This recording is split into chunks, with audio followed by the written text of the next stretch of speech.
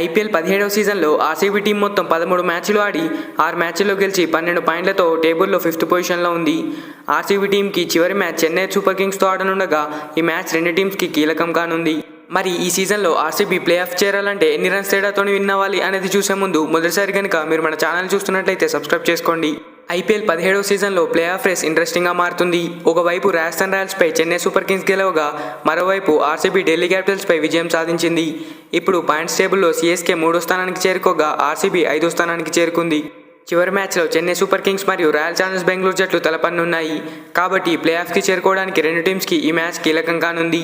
ఈ మ్యాచ్లో ఆర్సీబీ గెలిస్తే టాప్ 4కి చేరుకొని ప్లే ఆఫ్ చేరుకుంటుంది. కానీ ఒక్క మ్యాచ్ విజయంతో ఆర్సీబీ ప్లే ఆఫ్లోకి చేరుకోదు.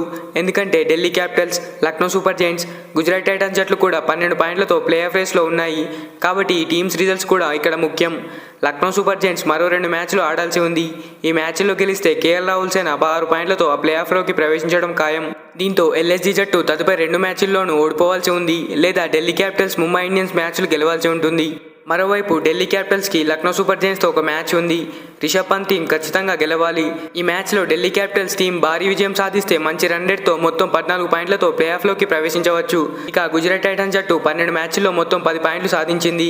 వచ్చే 2 మ్యాచ్ల్లో గెలిస్తే 14 పాయింట్లతో గుజరాత్ కూడా ప్లే ఆఫ్లోకి ప్రవేశించే అవకాశం ఉంది. అయితే ఇక్కడ చెన్నై సూపర్ కింగ్స్ పై రాయల్ ఛాలెంజర్స్ బెంగళూరు మంచి రన్ రేట్తో విన్ అవ్వాలి.